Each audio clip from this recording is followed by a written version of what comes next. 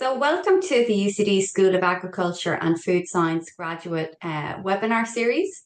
This is the last of our series, and I'm delighted to have two programme directors here to talk about the programmes that we offer.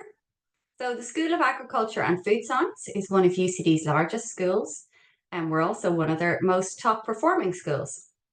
And we have more than 81 research academic staff, as well as a range of undergraduate and postgraduate offerings. And they cover right the way across the agriculture, food, health, and environmental chain in the areas of science and business programs. So my name is Sharleen O'Reilly. I'm the Associate Dean for Teaching and Learning here in the school. And this evening, we're just going to be discussing and hearing from the programme directors that are connected with our programmes in the area of humanitarian action. So one of the key highlights that we have here in the school is that we have a Centre for Humanitarian Action, and it has actually been a programme within the school for many, many years, and it's linked with the NOHA network. And as we know, there are definite, clear migration crises across the world, and our graduates are well prepared for working within those settings as a result of coming through those programmes. The school is also ranked really highly within the agricultural rankings internationally. So we have expertise in a lot of areas that are relevant to humanitarian action, but also more broadly to the area of science in food, business and agriculture. So we're going to start off with Karen Keaveny, who's the lead on the Masters in SARD. And she's going to bring you through what that is, a little bit about herself, and just tell you some more about the programme itself. So Karen, do you want to kick off? Yeah, thanks, Sharleen.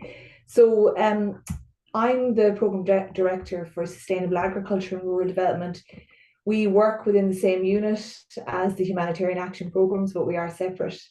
Our area is really looking at policies for rural areas and really just trying to understand how rural places are changing.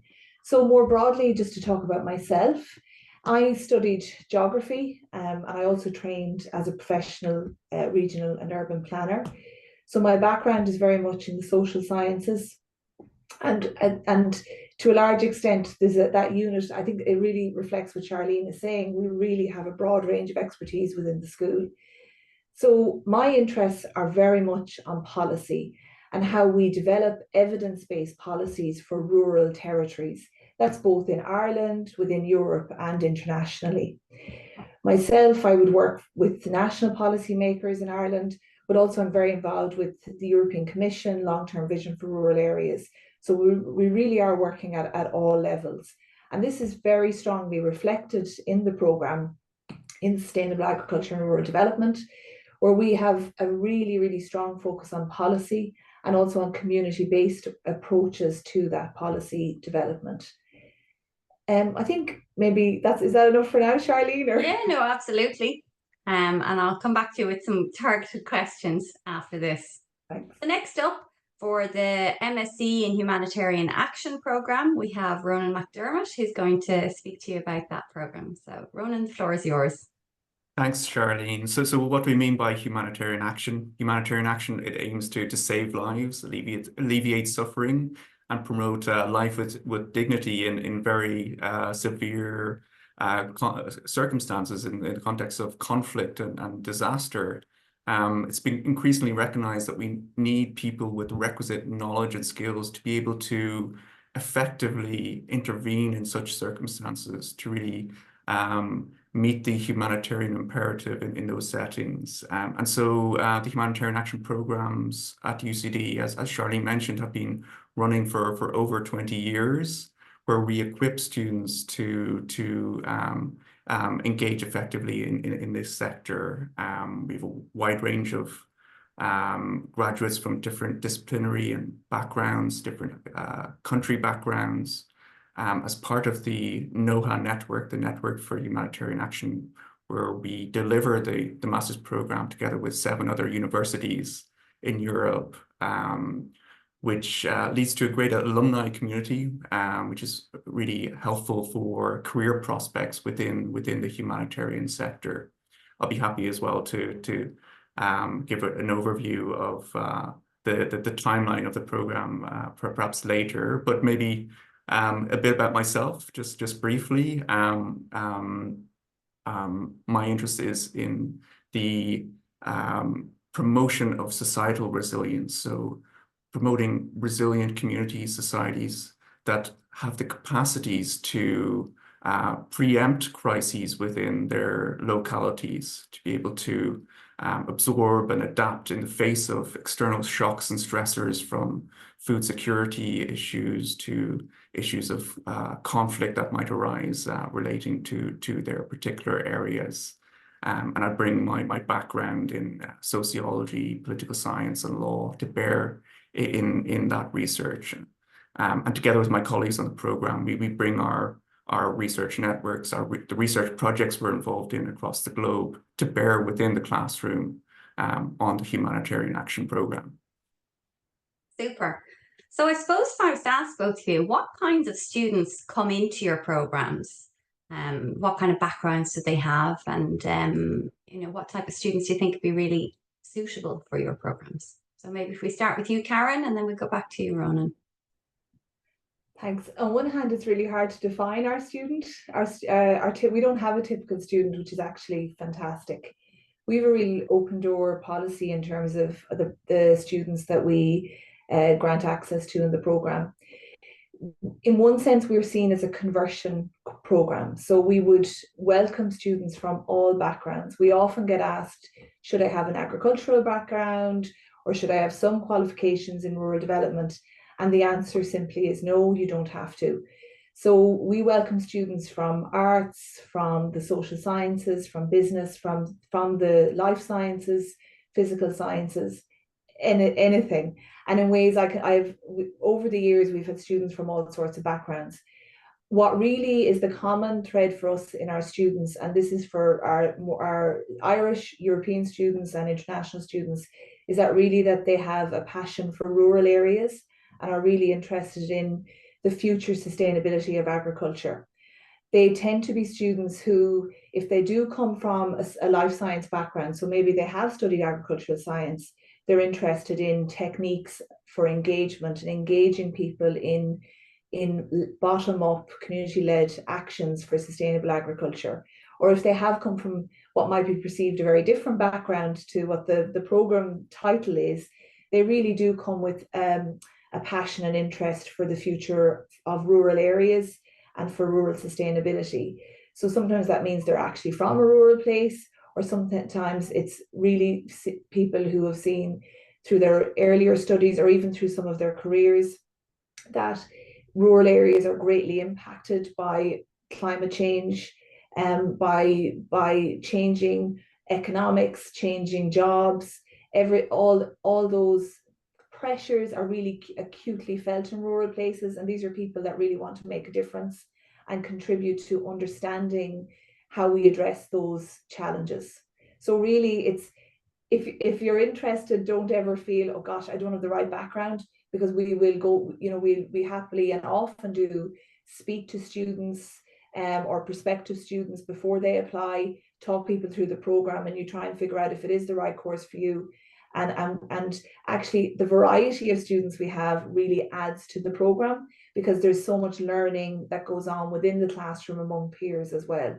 So it's very open, and we're really interested to hear from people who are coming with an undergraduate degree and or experience working that maybe want to make a little change in their career.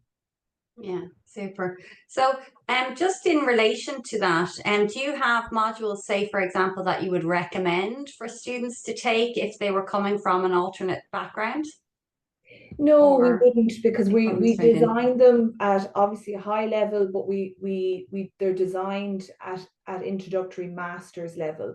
So this will be quite common. I did one of those kind of programs myself, and you might feel, oh God, will people know more than me? But actually we kind of bring people to the same level. What we do find is we have core modules that everybody takes, but then there's elective modules.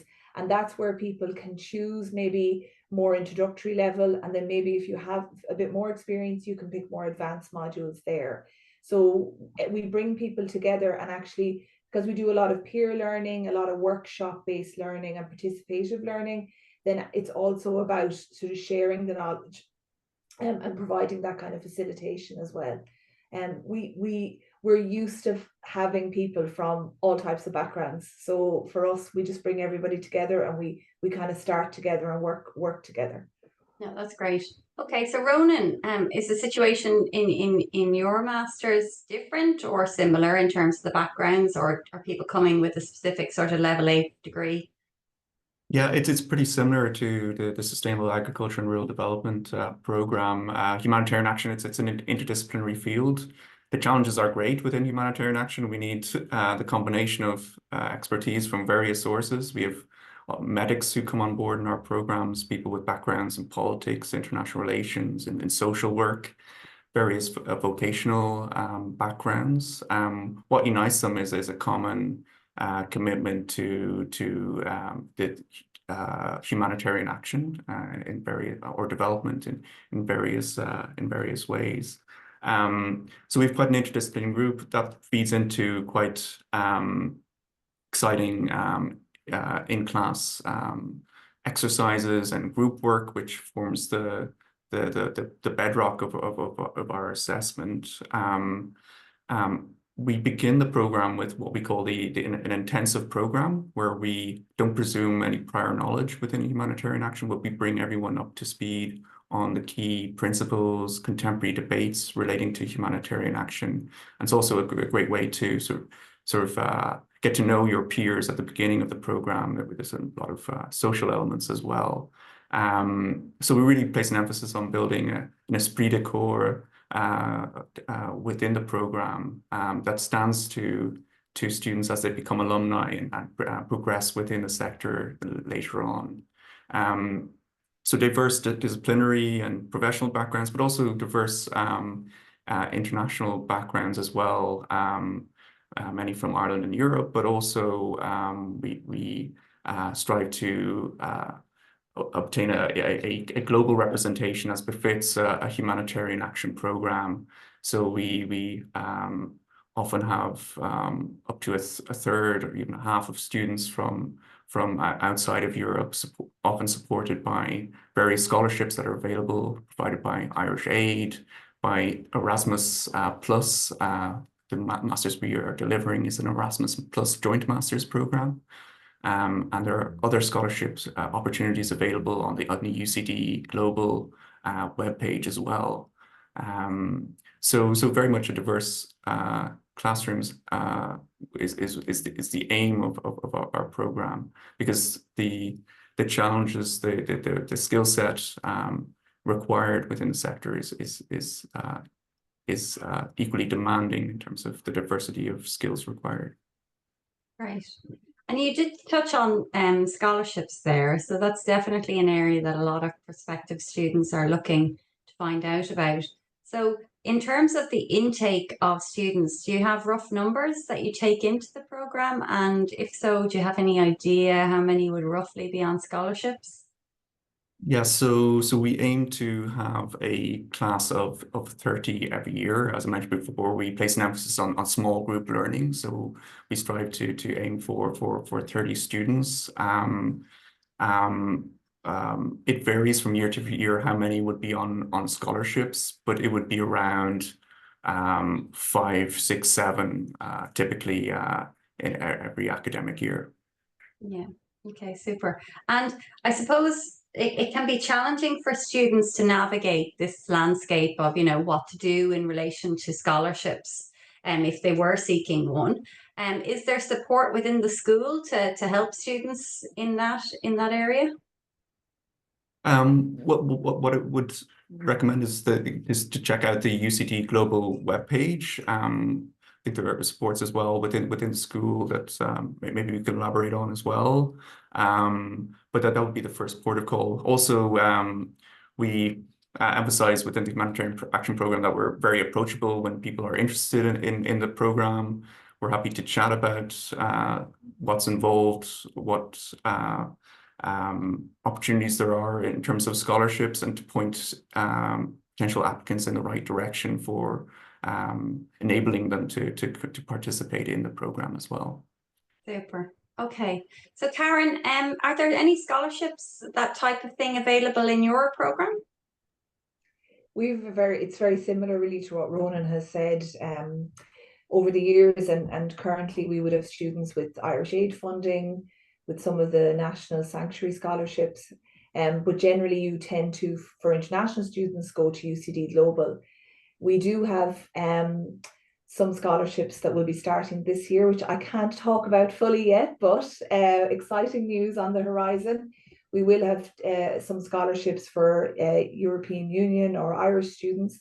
So if anybody is watching and interested, please feel free to email me about that. I just can't, it hasn't been announced officially yet. So we are actually trying to grow the scholarships because we're very, very conscious to make it as accessible as possible. But again, as Ronan said, we're happy to talk about it. And there's also different routes and ways of doing programs as well, which I'm sure you'll want to chat about, Sharleen. So there's different ways people kind of can manage the funding around it. But for international students, I would say go to UCD Global first, and I'm also happy to address any queries as well. Super. And so just to clarify for people online, these programs are offered in a face-to-face mode, is that correct? Because I suppose that's an interesting aspect for students who are located internationally, because they'll qualify then for the up to 2 years stay back visa in Ireland to potentially continue working. So I think that is something that can be of interest to international students, that the visa can be extended to allow them to work in Ireland. Yes, I know quite a few of our students are international and have tended to stay. We always meet up afterwards and are getting, have been quite successful in getting jobs in Ireland following the program. I think probably initially that 2-year visa is very appealing, but actually then, and obviously the most important thing is getting on the career path afterwards. And we've quite a few there working in different areas. So definitely I've noticed in the last few years that quite a lot of our students are going that route. Okay, super.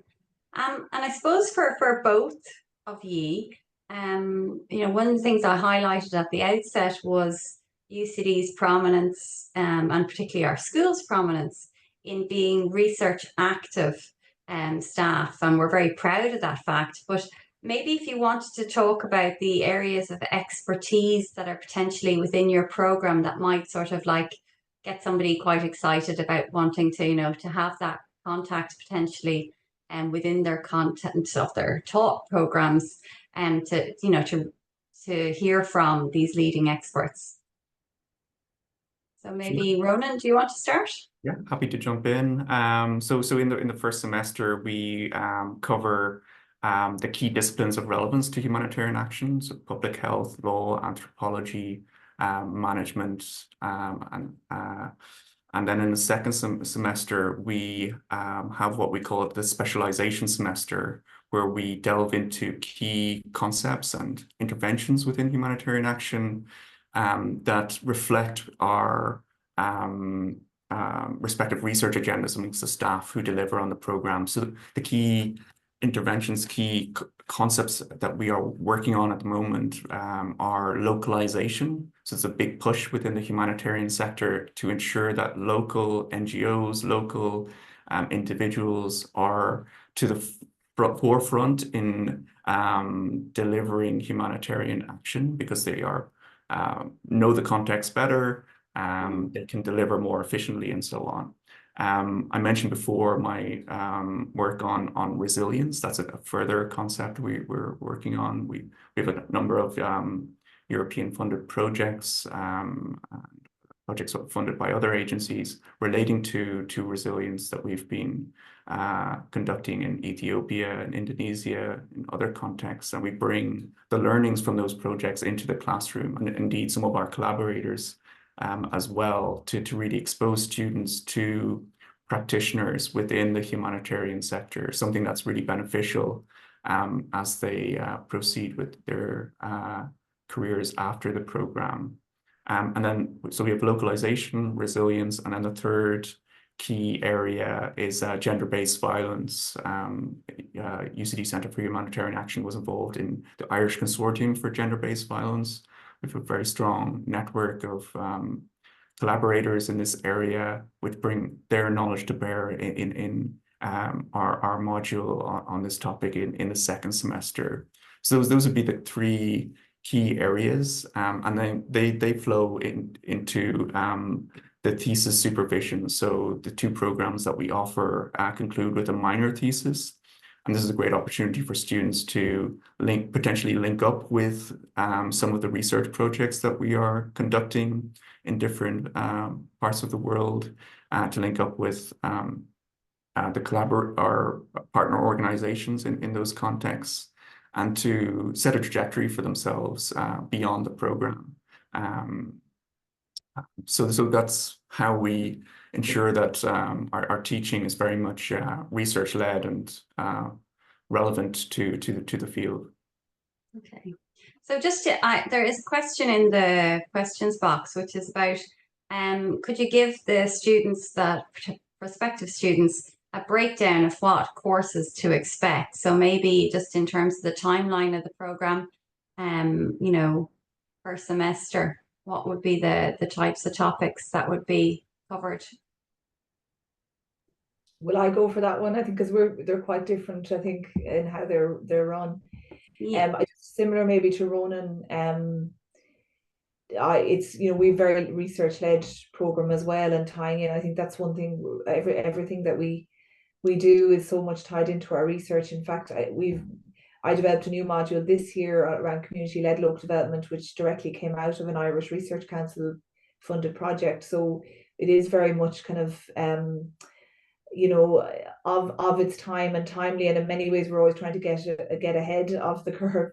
But for our program, I suppose it's very traditionally run, in the sense that we run by semester. We teach 30 credits per semester. If you're taking the full-time mode, it's done over 12 months. And you do about 3 to 4 modules in each semester, and then, similar to what Ronan had said, a minor thesis at the end. And the minor thesis really is the area that students get to specialize. I always say, when I'm advising students on what they want to do, because sometimes it can be tricky to pick your topic, it's think about where you're coming from, think about why you did the program, and think about where you'd like to go, and maybe where you'd like to see yourself in 5 years. And so use that area to specialize. For a lot of our international students, students will often do the research on their home country or home region, which, because obviously maybe it's an opportunity to go home, but it's also an opportunity because you've got good network there already. But it also, there's no limitations in terms of the geographical area. And students also will decide to maybe do a different area, and sometimes we can tie in with some research projects that we are doing. We've done that over the years, if it works. In terms of the modules, our modules in semester 1 are sustainable agriculture and community-led local development, together with research skills. And then in semester 2, we've another research skills module. We've rural enterprises, and we have policies and strategies for agriculture and rural development. And then there's some options there. And this year we are introducing some online options as well, although the program is largely in person. Yeah, Harriet, thanks for the question. So yeah, in the first semester, yeah, I mentioned those 5 key disciplines: so management, geopolitics, anthropology, law, and the 5th one, public health. And then the second semester, we have 3 modules that reflect the research focus of the staff that deliver on the program. So it's resilience, with a strong research methods component, localization, and gender-based violence.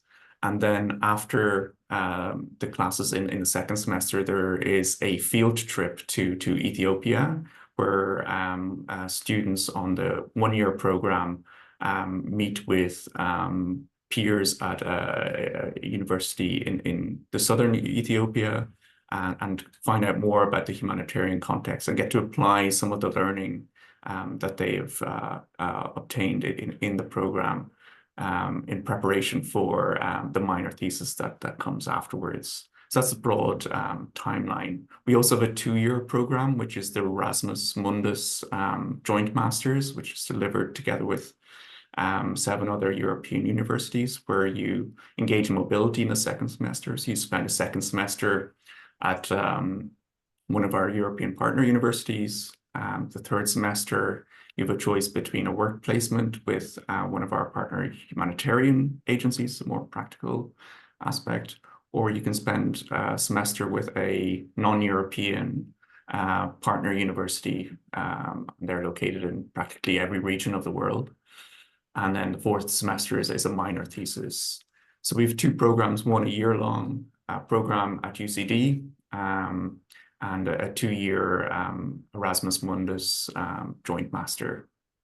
And some students are attracted to one program over the other. I would encourage students to prospective applicants to just check out the various web pages. And again, please don't hesitate to reach out to have a chat to see what program would be better suited to you, your professional background, your trajectory. Okay, super. Thanks, Ronan. We've just got a question in here now from an incoming Humanitarian Action Erasmus student. And they wanted to know about, say, accommodation provision, because they're only going to spend 1 trimester at UCD. You know, is there any supports that are available at UCD to help students? And then they have a second part to the question, which is about, could you give them some tips on how a student can benefit the most from the program in terms of when they're engaging on it? Sure. Thanks, Eunice. Yeah, we look forward to welcoming you to UCD very soon. I suppose in advance of coming to UCD, it might be good to start reading in the area relating to humanitarian action. We plan to share some advanced reading, but don't worry, it'll be light enough in advance of students coming to us in September.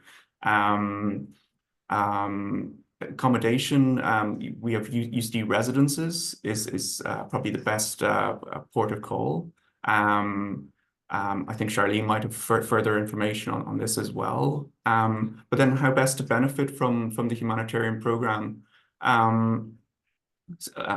think participating in all that we have to offer. I think that the group exercises that we place an emphasis on, the practical role-based learning, throwing yourself into it. Is a really important aspect. You'll be engaging as an Erasmus student in mobility.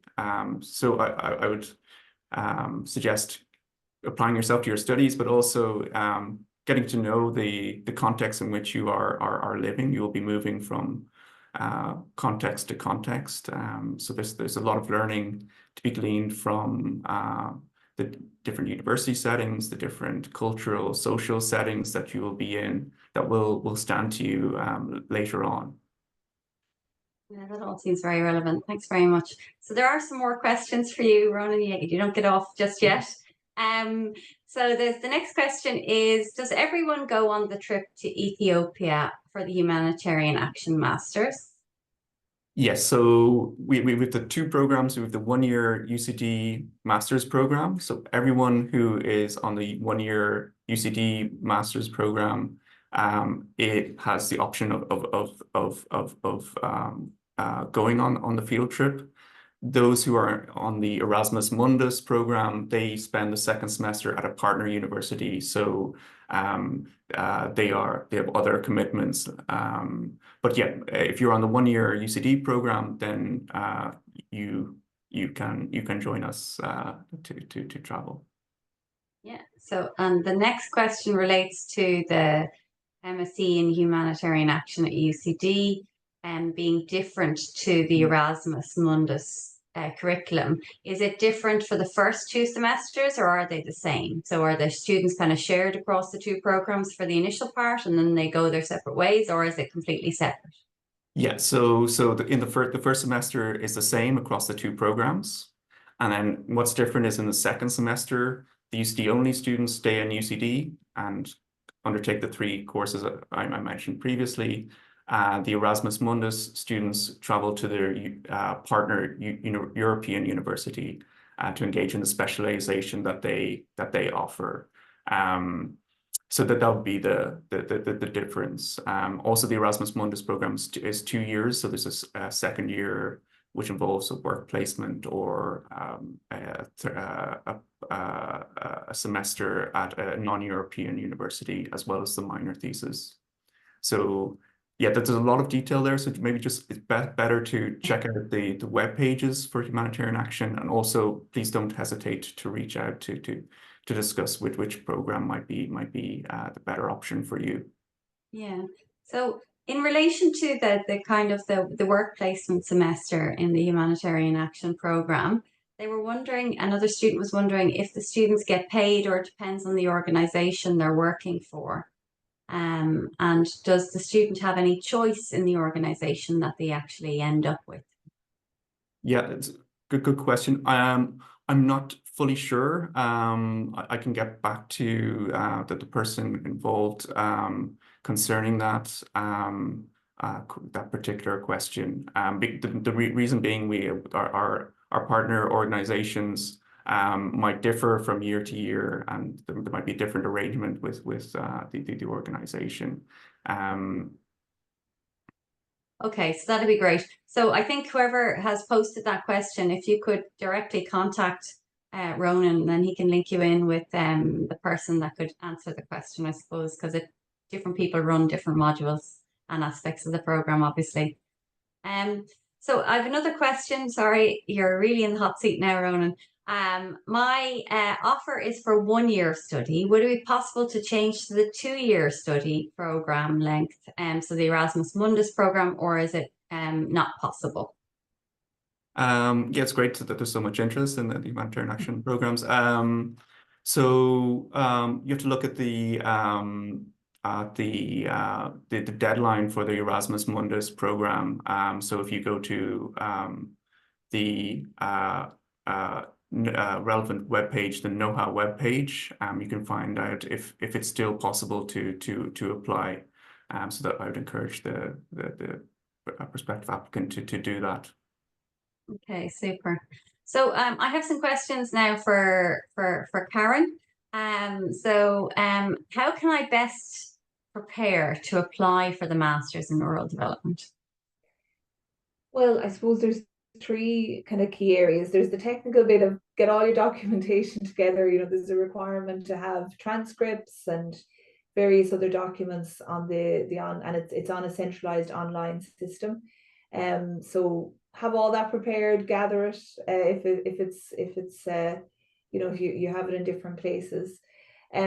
Secondly, I would say really reflect on why you're applying for the program, and as you're obviously doing at the moment, research as much into the program as possible.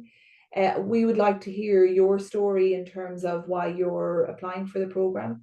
As I've said, because we have very much an open door policy in terms of applicants, it helps us to get a sense as to why you're applying for the program, and there is an opportunity to state that in the application.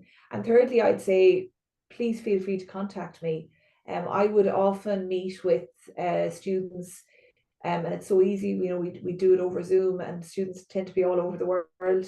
More than happy to talk, and I actually think that's almost the best thing to do, because I can kind of, on a one-on-one conversation, give you a really good sense of how the program might work for you, where you're coming from, your reasoning. So I do that all the time. We always get emails and we arrange appointments, and you know, it's great that we can do so remotely. So please do feel free to email me, and I'm happy to do that. Brilliant. Now I've got a question that can kind of go to both of you. So I might stick with you, Karen, just to answer it first, and then I'll pop over to you, Ronan. So the question was asked, what about job availability? What kind of sectors do people end up in? And are there potential PhD options if students were so inclined? Well, I suppose that's sort of 2 different things. Very often people will choose to do a master's because they're directly coming out of their undergraduate degree. Sometimes they choose because maybe they've been working for a few years and want to train in an area they're already working in, or specialize or change. And then sometimes people do want to go into research. So maybe for the first bit, I might talk about careers a little bit.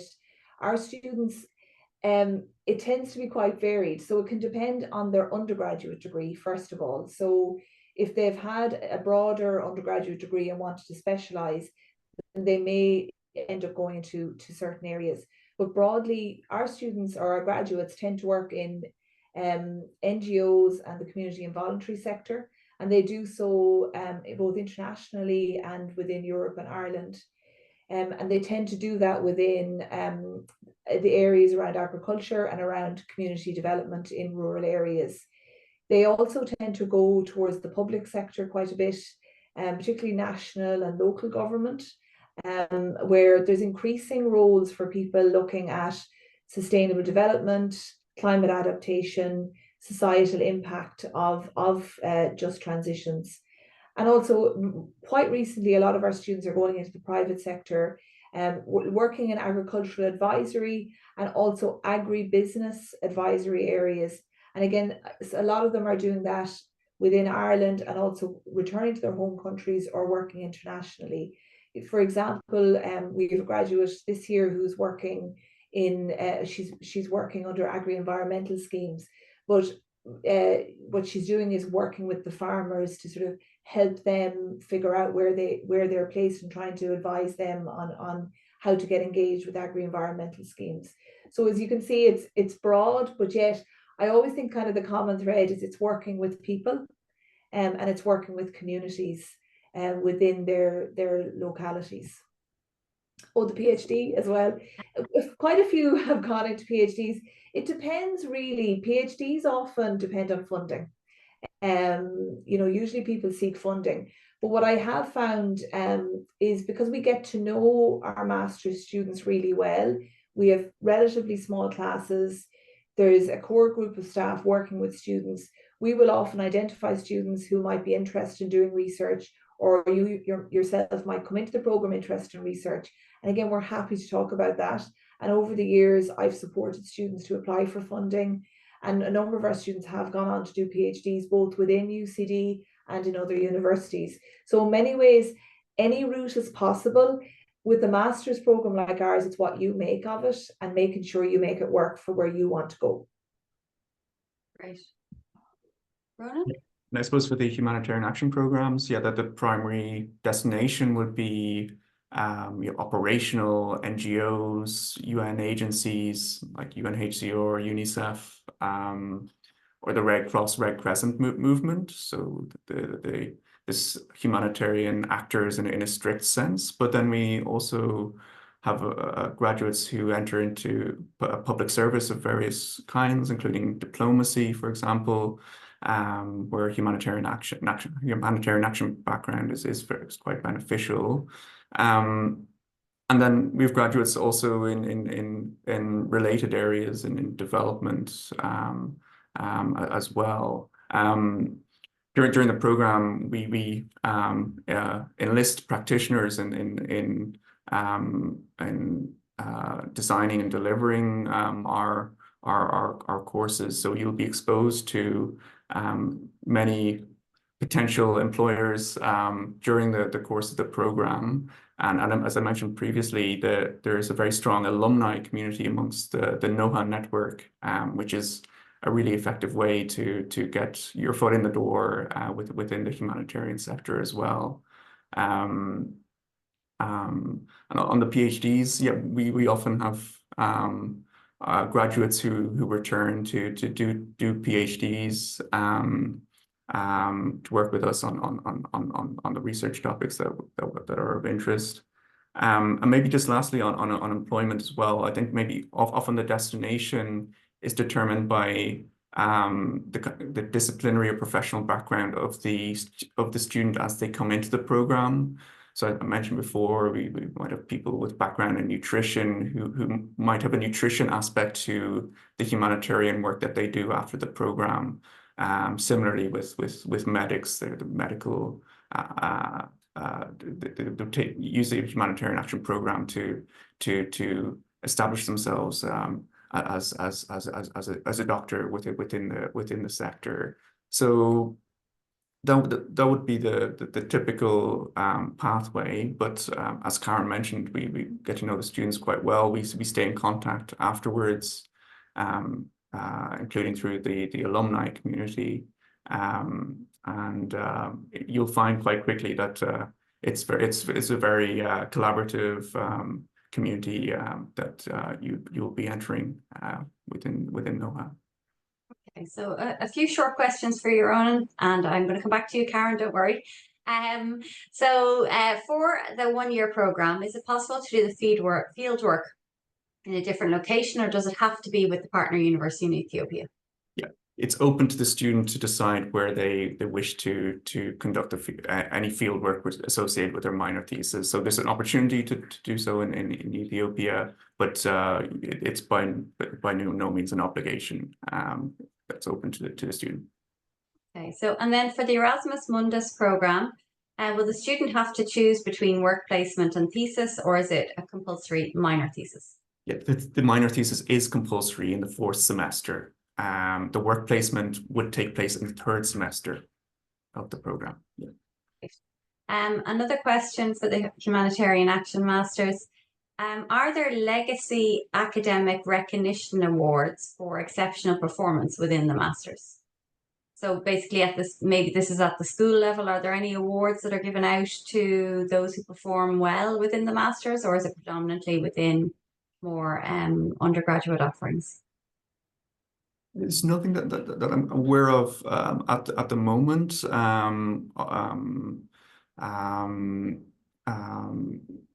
But yeah, I don't know if Karen has any idea about that or at the school level. But certainly you can put down on your CV the result that you obtain within any program you undertake at the university, and that will be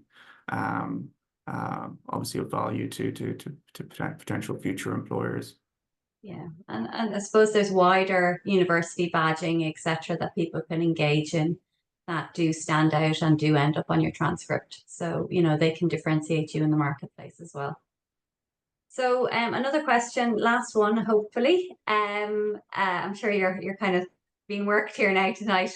For the 2-year Humanitarian Action Erasmus Mundus program, when will we know which university partner we're going to in the 2nd semester?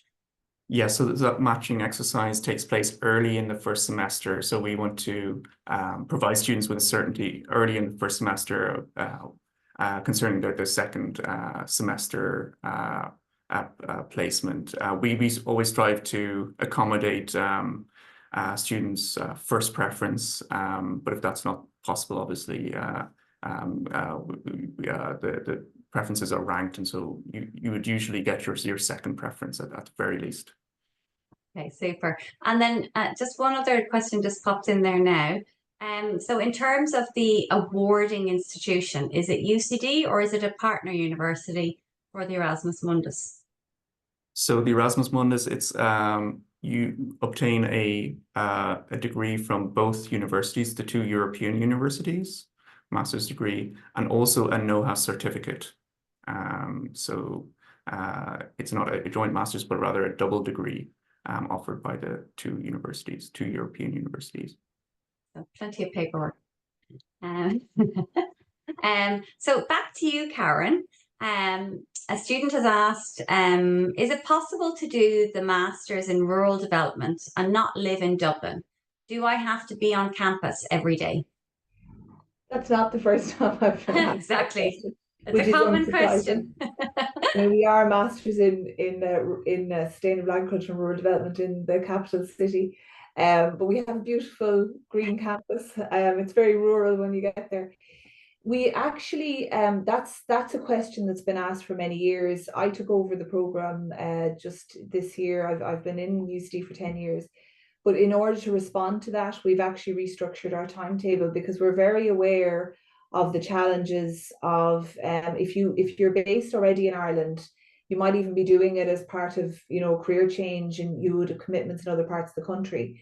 So we've restructured the timetable so that core modules are only on Mondays and Wednesdays. We also have selected specific elective modules that are also on Mondays and Wednesdays, but they are on other days.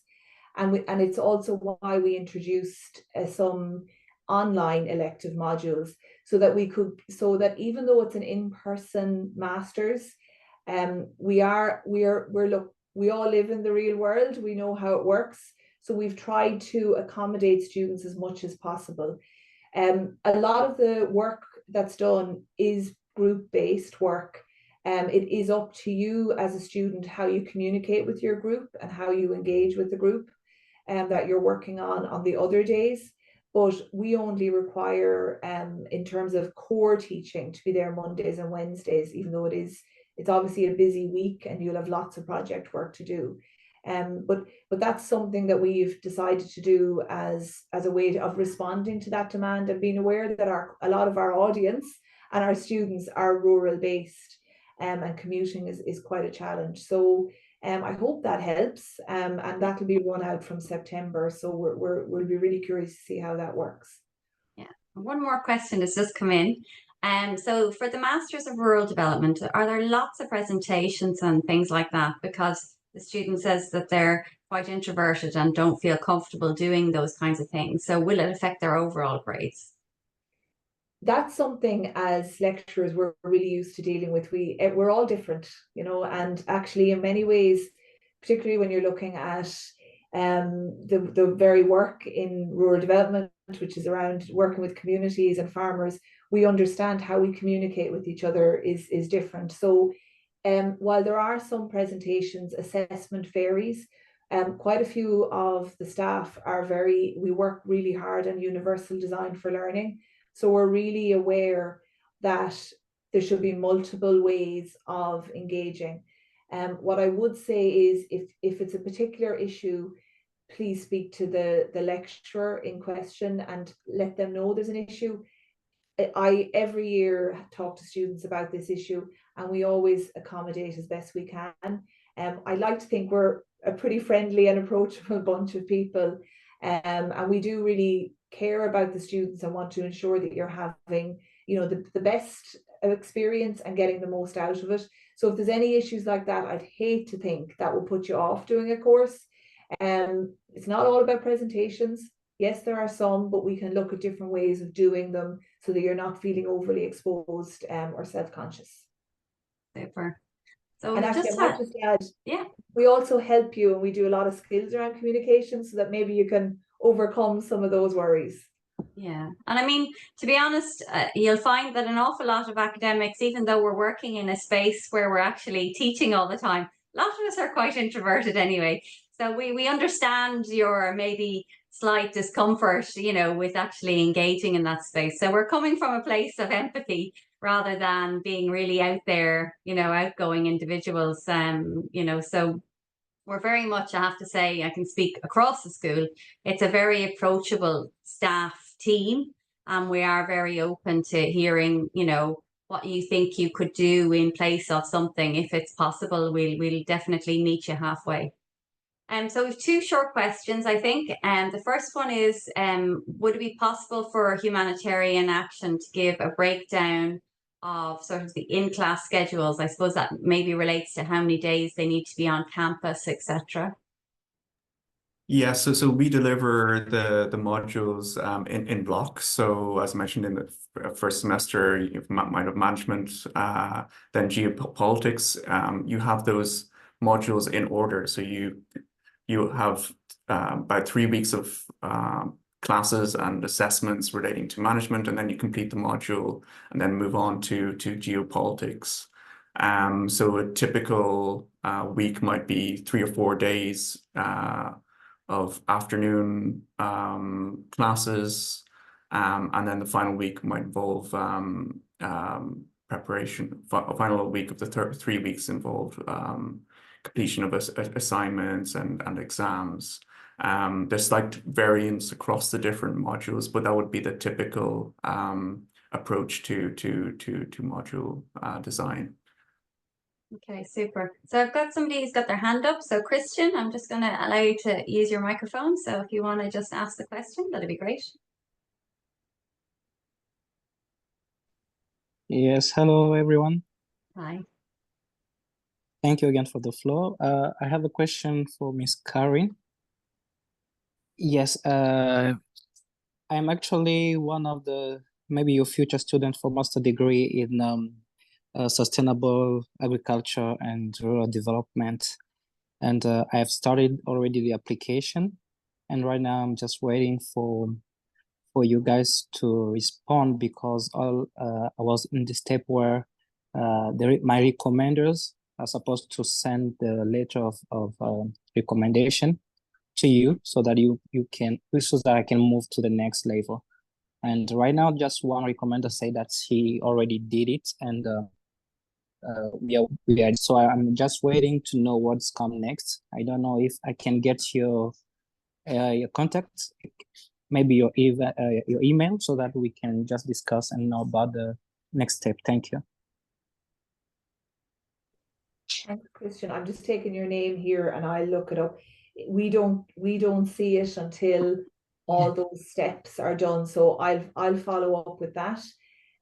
My email address, you can see my name is there typed. So my email is karen.keaveny@ucd.ie. And please feel free to drop me an email and I'll follow up on this. And thank you for coming to the webinar this evening. It's lovely to meet you. Thank you. Okay, so we have one other question, which is from Richmond, and he or she says that I am a Ghanaian based in Ghana.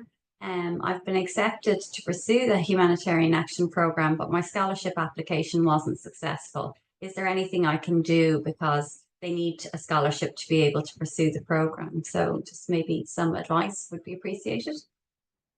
Yeah, thanks, Richmond. Yeah, I would recommend going to the UCD Global webpage where you can scroll down to your country of origin and identify the scholarships that are available. It might also be an idea to reach out to our office, our admissions, the office that handles admissions for the program, noha.dublin@ucd.ie, where we can maybe advise you further. Congratulations on being accepted as well. Yeah, so that's noha.dublin.ie, NOHA. Yeah, noha.dublin@ucd.ie. Yeah. Great, okay. So hopefully that'll help you get a bit more of a resolution on it. So I'd like to we've been on this call for a while. I'm aware that people's time is precious. So if I don't have any more questions there on the board, but I would encourage you all to actually, sorry, Ronan, could you just type in the address there in the questions and answers box? That'd be great. So yeah. But I suppose if you have any further queries, the key people to contact are the program leads that you have here tonight, so the program directors. And at UCD, anytime, your email address is always your first name, your second name @ucd.ie. And if you can't remember who the people are, then just go into the program actual web page within the UCD website. And you can usually put in a query and it'll get to us fairly rapidly from there as well. Our school has a really proactive program office, so that's also another point of contact, because they're the real administrators who handle your application. So if you have any queries about where my application is at, etc., our program office can probably tell you fairly lively where it is at. So listen, thank you all for coming along this evening. We've really appreciated talking with you and answering your questions. And hopefully, if you are interested in the programs, we look forward to seeing you on campus in the future. So thanks very much, everyone. Thank you. Bye. Thank you. Bye.